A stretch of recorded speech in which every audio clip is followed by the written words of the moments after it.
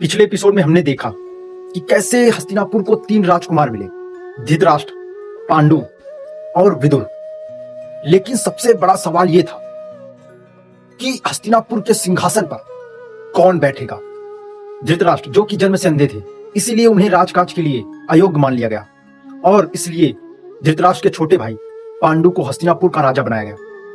अब तो भाई धृतराष्ट्र बन ही नहीं सकते थे, तो भीष्म ने धृतराष्ट्र का विवाह गंधार की राजकुमारी गंधारी से कर दिया। भाई कुछ तो होना चाहिए, सिंहासन या तो शादी हो भाई, एक काम तो करेगी कम से कम।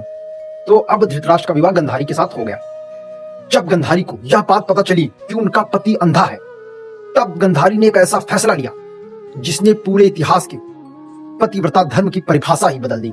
गंधारी ने कहा कि अगर मेरे पति दुनिया नहीं देख सकते तो मैं भी इस दुनिया को नहीं देखूंगी। और यह कहते हुए उन्होंने अपनी आंखों पर पट्टी बांध ली। आजकल की औरतें किसी अमीर पुरुष को देखेंगी, उससे शादी करेंगी और उसके बाद खुद अमीर बनना चाहेंगी और उस पुरुष से एलिमनी मांगेंगी।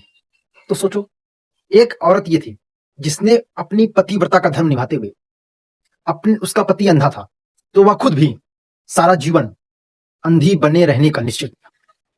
गंधारी का त्याग तो महान था, लेकिन क्या यह त्याग उसके जीवन की सबसे बड़ी भूल साबित होगी? गंधारी ने अपनी आंखों पर पट्टी बांधकर दुनिया न देखने का अधिकार तो खो ही दिया, बल्कि अपने पुत्रों को अधर्म के रास्ते पर चलते देखकर भी अंधी बने रहने का निश्चय किया।